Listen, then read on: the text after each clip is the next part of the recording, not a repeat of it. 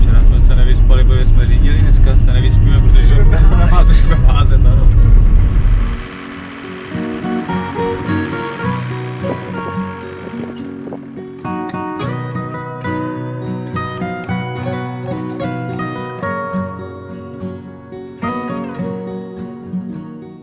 Vítejte na Balkáně, jaké mnozí asi neznáte.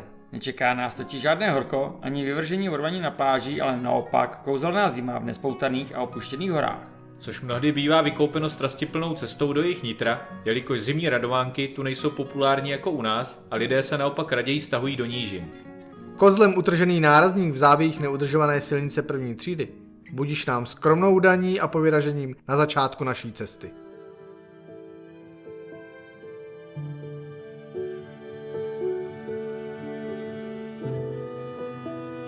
Ta vana, to bylo pořád zhubné, vole, pojď s námi, zhubneš! Pojď sem! Nech zavírat!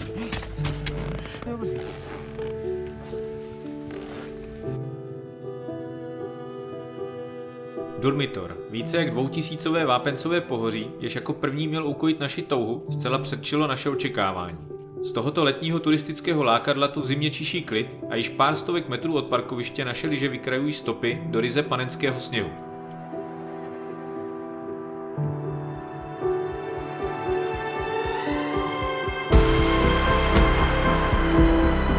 Escape průjezd kolem mě, pojď, napal to ke mně. Ty vole! On mě sejmul.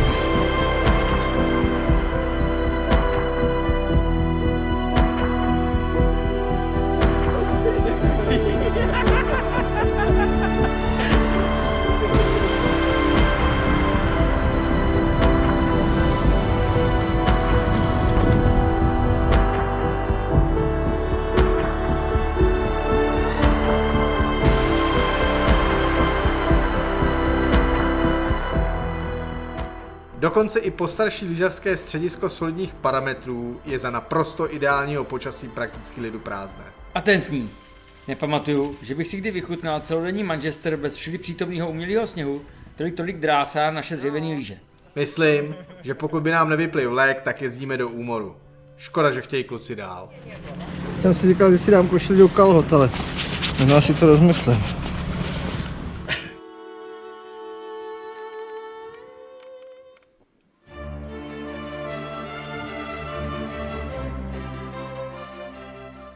Prokleté pohoří. Už jen to jméno srdce dobrodruha rozáří. A co teprv, když vás všude varují před jeho divokostí, odlehlostí, lavinami a nevyzpytatelným počasím s reálným nebezpečím stran pašeráků. Toto drsné pásmo hor na trojmezí Albánie, Kosova a Černé hory doslova odráží divokou historii soužití všech zdejších národností a kultur. Mnozí jej dokonce zmiňují jako nejméně dotčený kraj Evropy. Jo, prej prokletě jasná volba pro náš další cíl.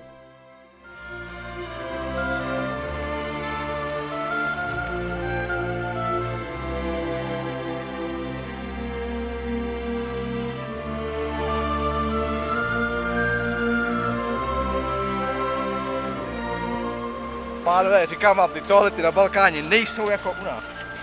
Tamhle ten kopec, ten mi nedá spát.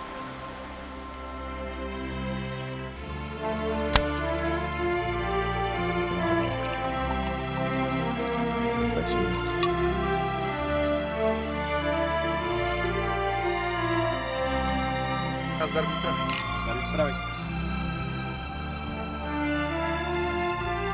Po tomhle, pánové, potom bude mít sladký i hovno.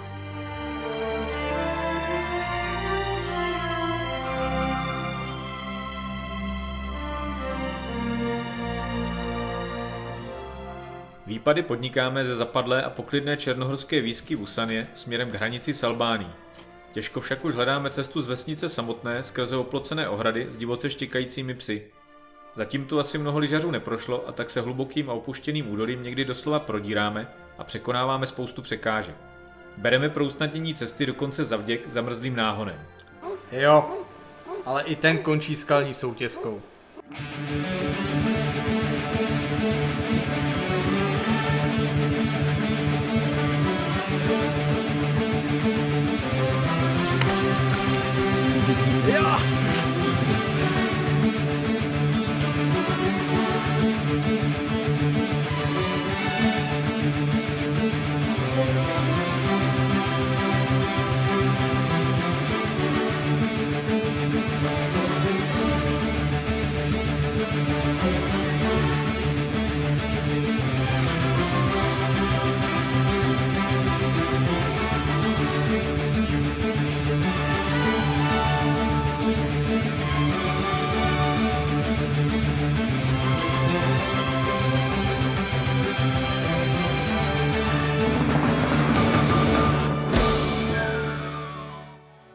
Prej není důležitý cíl, ale cesta.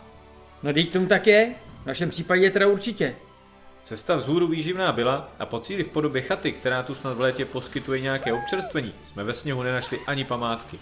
To nám ale nezabrání spustošit vlastní zásoby, abychom načerpali nové síly na cestu zpáteční. Ta bude na našich prkínkách s volnou patou díky vrchní krustě ještě výživnější. Mrho, kdo nepadá, jezdí pod svým možností.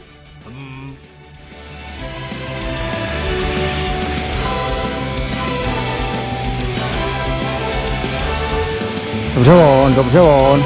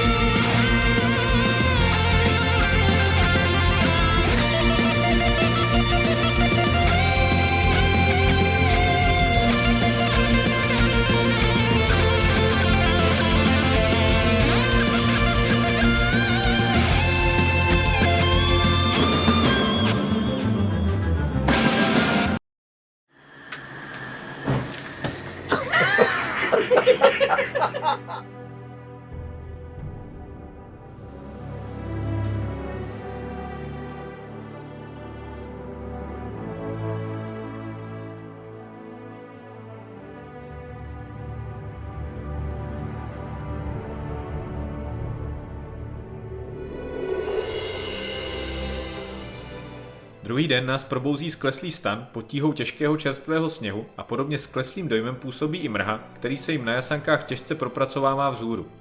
Z jeho útrpného výrazu doslova sálá nadšení nad tím, že jí zaručeně hubne.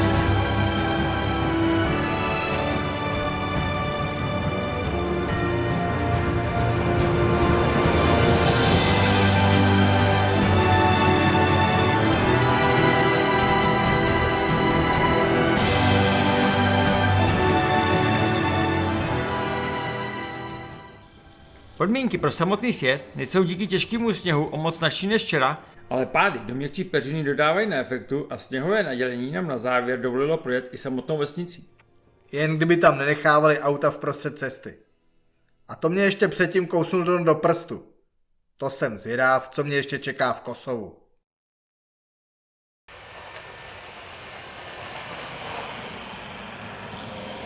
Blikání se tady nenosí, proč blikáš? Díky, že ho znáš. Další zastávkou je nám horská osada Jaravica pod stejnojmenným nejvyšším vrcholem Kosova. I zde, jako zatím všude, končí cesta do hor hned v údolí u hlavní silnice. Proč je udržovat, když tam v zimě nikdo nežije? A je to tady, to jsem zvědav, jak tam všechny věci dostanem. Jak by, naložíme Friďasovi na sáně a on nám je tam vytáhne. V čerstvém hlubokém sněhu to není úplně zadarmo, ale i tak máme podobné tempo jako nějací šílenci s offroadem před námi. Ti o nás mají nejspíše podobné mínění a tak naše setkání končí pozváním na jejich chatu. Ale říká, že to je 14 kiláků, ale že nás kousek vezme. No, ještě počkáme, ale když ho přimáčne mezi sebe, tak...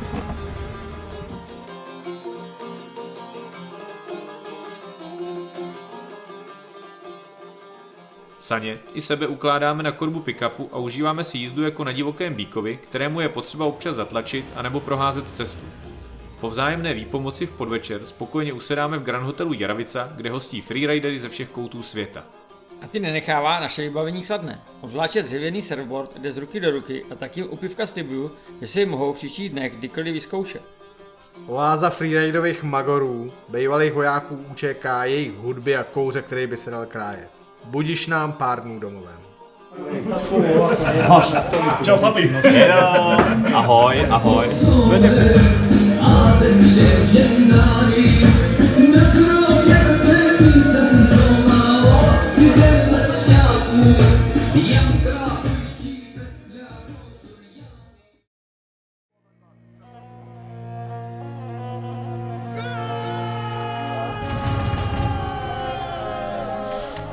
Tak tohle je ten materiál, kvůli kterému jsme sem jeli.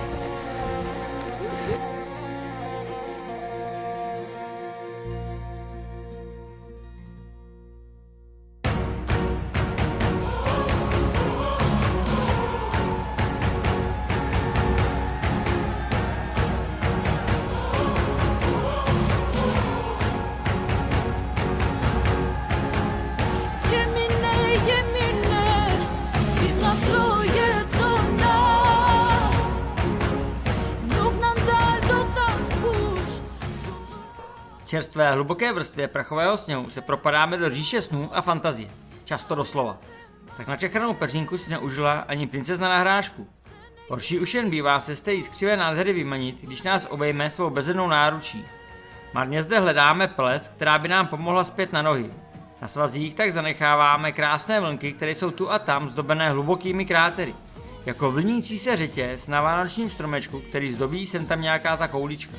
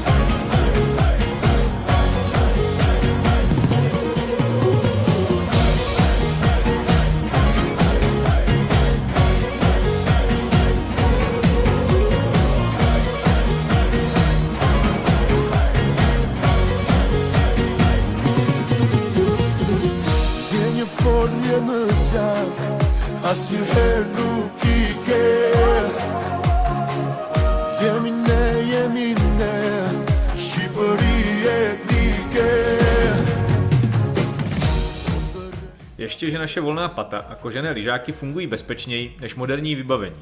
Sice více padáme, ale nestane se, že by pevnost vybavení předčila pevnost našich kostí. Pravda. Chlapík si tu takhle doslova ukroutil lítkovou kost těsně nad plastovým skeletem boty.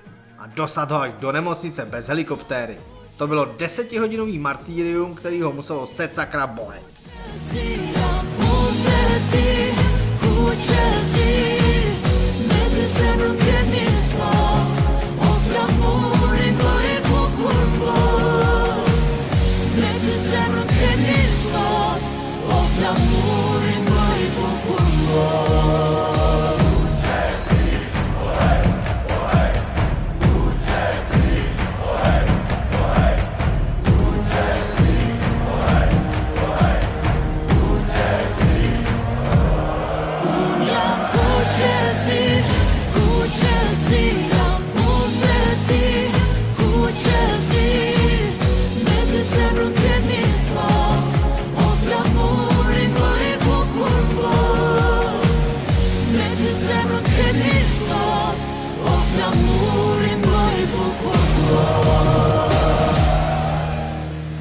Bude zvracet, ten vedle tebe to vypadá. Mám někdy šťouchnout? Naplnil by nám spacáky, to ne. Čekaj, dám nepatrně stranou. Pak lidi šťouchnout, co ty na to? Ne, já to nechci vidět.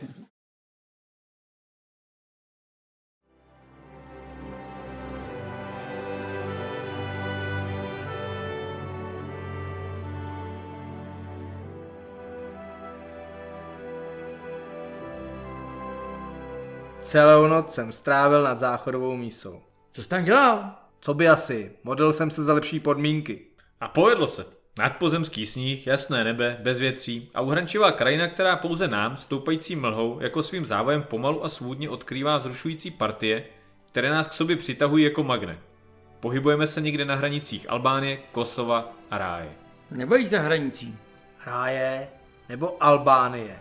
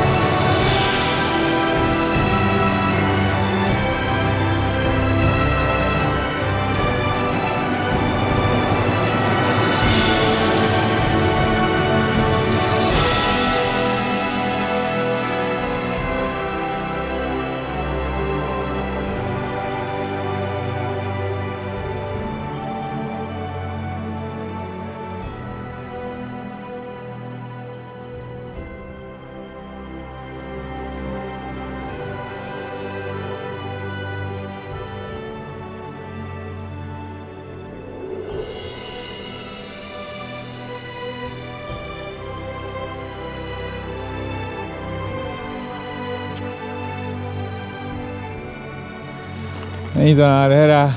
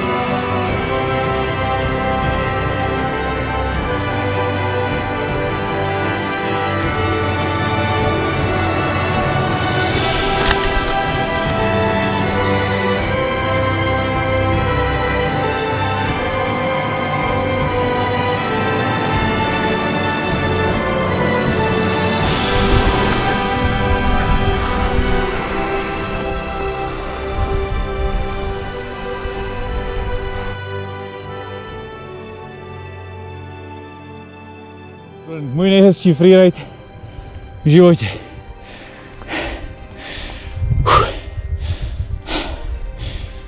Nedotčený, krásný sníh, nádherný počasí, prostě bomba.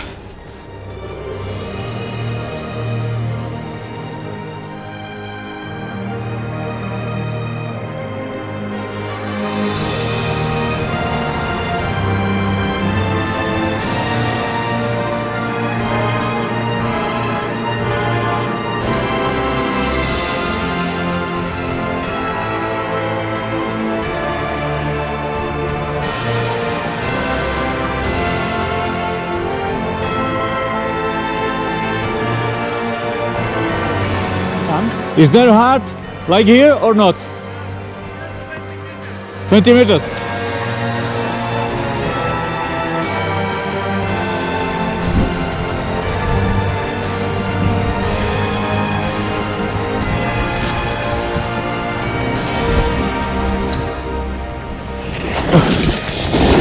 Woo! Oh! He's trying telemark. Great!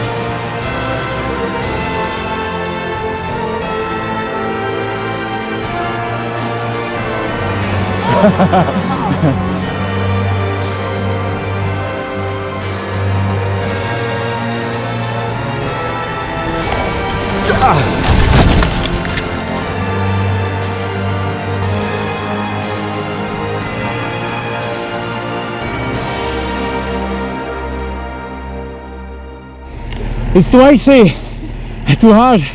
The top was perfect, but here, impossible.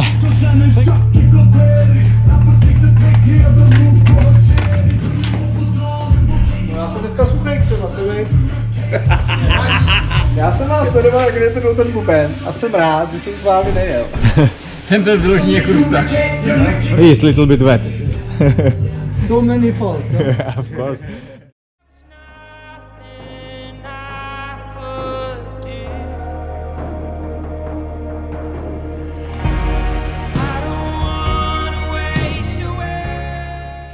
Již nás bohužel krom zastávky u Plitvických jezer čas nepustil k nějakému významnějšímu lyžařskému počinu, ale věřme, že tu nejsme naposledy. Příroda je tu jedinečná, potenciál pro naše kratochvíle nevyčerpatelný a lidé, i přes neochvějnou ochotu všech zdejších národností hrdě bránit svou víru a kulturu se zbraní v ruce, se zde setkáváme pouze se srdečnou vstřícností a pohostinností. Je to tu jako v těch horách prokletých, i malá chybička mezi hrdými velikány dokáže uvolnit lavinu, která pak nebere žádné ohledy. Věřme však, že zde k podobné lavině již nedojde a my budeme moci pronikat hlouběji do tajů zdejší přírody a srdcí místních obyvatel. Já doufám, že po mé návštěvě Plitviček nepřibude zákazová značka lyžaře. To já zase doufám, že až pojedu příště, tak konečně zhubnu.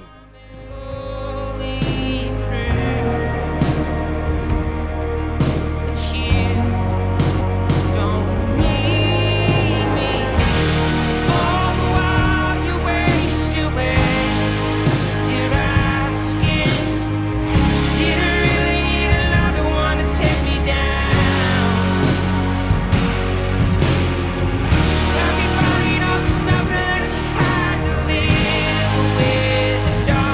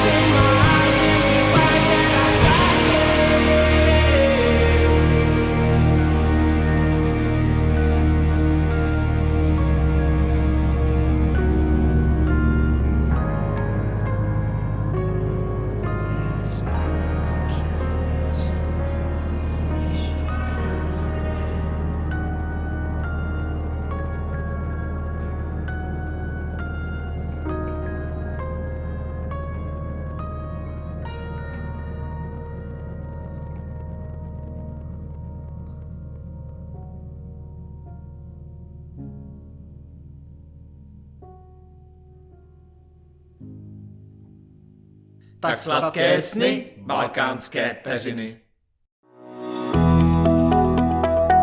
Vrlo smo zadovoljni sezonom i ova sezona će vrlo vjerojatno biti jedna od rekordnih sezona što se tiče funkcionisanja i poslovanja turističkog centra. But here, Ostaćemo ovdje are nekoliko free. dana, a onda We can idemo na skiing, Prokletije.